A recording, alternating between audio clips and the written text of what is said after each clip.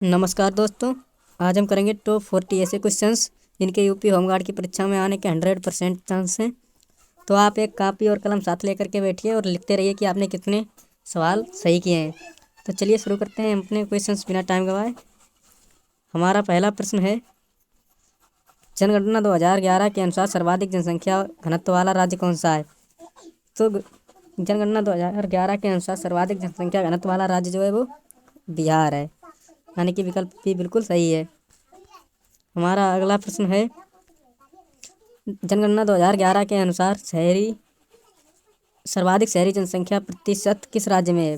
तो जनगणना 2011 के अनुसार सर्वाधिक शहरी जनसंख्या जो है वो गोवा राज्य में है। हमारा अगला प्रश्न है, जनगणना के अनुसार मेगा सिटी किसे कहा जाता है? तो आपको बता दें कि जनगणना के अनुसार मेगा सिटी उसी को कहा जाता है जहाँ 1 करोड़ से अधिक लोगों की जनसंख्या हो, यानी कि विकल्प सी सही है। हमारा अगला प्रश्न है, प्रोजेक्ट टाइगर कब प्रारंभ किया गया? भारत में प्रोजेक्ट टाइगर जो है वो 1973 में टाइगर संरक्षण हेतु प्रारंभ किया गया। हमारा अगला प्रश्न है, निम्न में से कौन सी ग्रीन हाउस गैस नहीं है? तो आर्गन जो है वो ग्रीन हाउस गैस नहीं है क्योंकि ये एक निष्क्रिय गैस है। हमारा अगला प्रश्न है, दो परितंत्रों के बीच संक्रमण क्षेत्र को क्या कहते हैं? दो परितंत्रों के बीच संक्रमण क्षेत्र को इकोटोन कहते हैं, यानी विकल्प भी बिल्कुल सही है।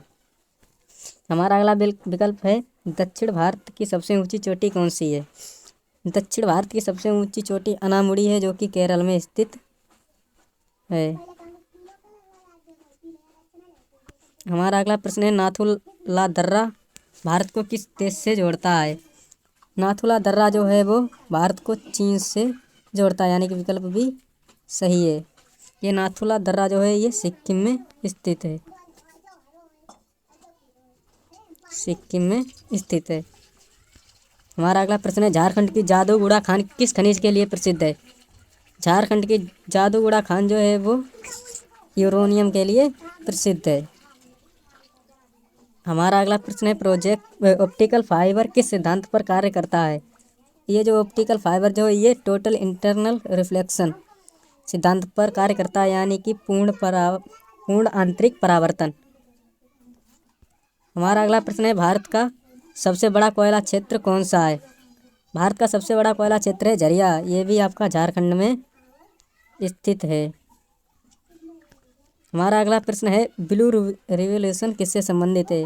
नीली क्रांति किससे संबंधित है? ये जो नीली क्रांति यही है मत्स्य पालन से संबंधित है, यानी कि मछलियों से संबंधित है। हमारा अगला प्रश्न है, भारत का राष्ट्रीय जल पशु कौन सा है? जल पशु कौन सा है? भारत का राष्ट्रीय जल पशु जो है वो है डॉल्फिन। और केवल पशु पूछे तो बाघ। हमारा अगला प्रश्न है, साइलेंट वैली राष्ट्रीय उद्यान जो है वो किस राज्य में है? साइलेंट वैली जो है ये भी आपकी केरल में स्थित है।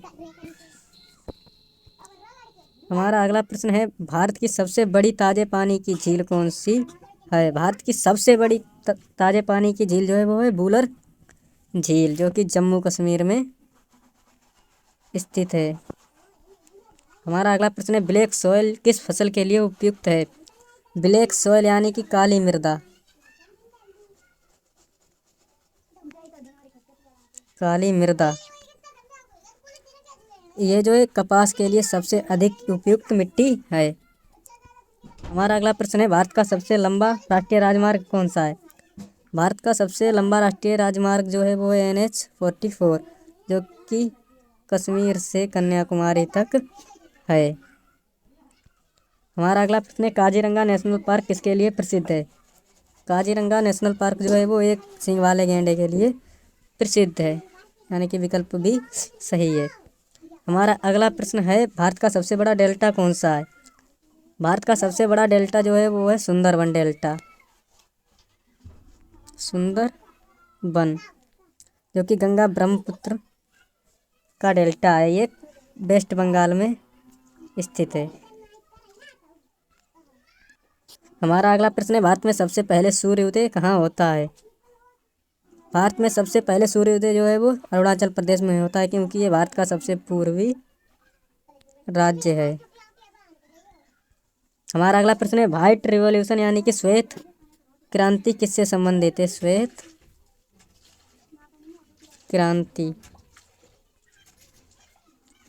ये श्वेत क्रांति जो है ये दूध से संबंधित है। हमारा अगला प्रश्न है भारत का राष्ट्रीय वृक्ष कौन सा है? भारत का राष्ट्रीय वृक्ष जो है वो है बरगद, यानी कि विकल्प सी सही है। हमारा अगला प्रश्न है लोकटक लेक किस राज्य में स्थित है? लोकटक लेक जो है वो सिक्किम में स्थित है। हमारा अगला प्रश्न है लोकटक लेक किस राज्य में स्थित है? लोकटक लेक जो है वो मणिपुर में स्थित है। हमारा अगला प्रश्न है भारत में योजना आयोग के स्थान पर किस संस्था ने कार्य शुरू किया? भारत में योजना आयोग को जो है वो नीति आयोग कहा जाने लगा 1 जनवरी 2015 से। हमारा अगला प्रश्न है भारत का राष्ट्रीय कैलेंडर किस पर आधारित है? भारत का जो नेशनल कैलेंडर जो है वो शक संवत पर आधारित है। हमारा अगला प्रश्न है INS विक्रांत किससे संबंधित है? INS विक्रांत जो है वो विमानवाहक पोत है। हमारा अगला प्रश्न है भारत का सबसे बड़ा मरुस्थल कौन सा है? भारत का सबसे बड़ा मरुस्थल थार मरुस्थल है। हमारा अगला प्रश्न है गिर नेशनल पार्क किसके लिए प्रसिद्ध है? ये जो गिर नेशनल पार्क जो है ये एशियाई शेर के लिए प्रसिद्ध है। हमारा अगला प्रश्न है भारतीय संविधान की प्रस्तावना में धर्मनिरपेक्ष शब्द कब जोड़ा गया? भारतीय संविधान की प्रस्तावना में धर्मनिरपेक्ष शब्द जो है वो 1976 में जोड़ा गया। 1976 में जोड़ा गया 42वें संविधान संशोधन के अंतर्गत 1976 में जोड़ा गया। हमारा अगला प्रश्न है भारत का सबसे बड़ा सार्वजनिक क्षेत्र का बैंक कौन सा है? भारत का सबसे बड़ा सार्वजनिक क्षेत्र का बैंक जो है वो SBI state bank of India. हमारा अगला प्रश्न है चंद्रयान 3 मिशन किससे संबंधित है? चंद्रयान 3 जो है वो चंद्रमा से संबंधित है, वो नाम से ही पता चल जाता है चंद्रयान। हमारा अगला प्रश्न है 0 ओवर का संबंध किससे है? 0 ओवर का संबंध जो है वो संसद से है। हमारा अगला प्रश्न है भारत का सबसे लंबा नदी पुल रेल सड़क संयुक्त कौन सा है? ये जो है बोगीबील पुल जो है रेल सड़क संयुक्त सबसे लंबा नदी पुल है। ये जो है आसम में है।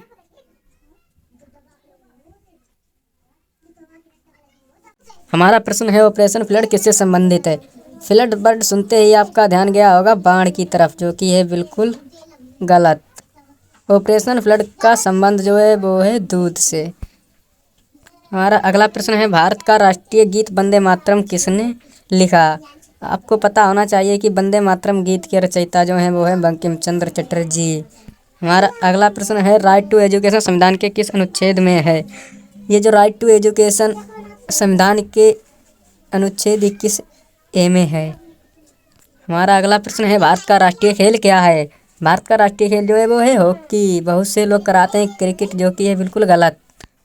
हमारा अगला प्रश्न है प्रधानमंत्री जनधन योजना किससे संबंधित है? प्रधानमंत्री जनधन योजना जो है ये बैंक खाता से संबंधित है। हमारा विकल्प सी सही है। हमारा अगला प्रश्न है भारत में ग्रीन ट्राइब्यूनल कहाँ स्थित है? भारत में ग्रीन ट्राइब्यूनल जो है वो है नई दिल्ली में स्थित है। हमारा आज का आखिरी प्रश्न है भारत का राष्ट्रीय पक्षी कौन सा है? भारत का राष्ट्रीय पक्षी कौन सा है? इसका उत्तर आप हमें देंगे कमेंट में। तब तक के लिए जय हिंद। हम एक इसका पार्ट 1 बना करके अपने चैनल पर अपलोड कर चुके हैं, उसकी लिंक डिस्क्रिप्शन में है, आप वो भी जा करके देख लीजिए। वहाँ मैंने टॉप 20 ऐसे ही क्वेश्चंस कराए हैं जो यूपी होमगार्ड के लिए वेरी इंपॉर्टेंट हैं। तो पुनः जय हिंद, जय भारत।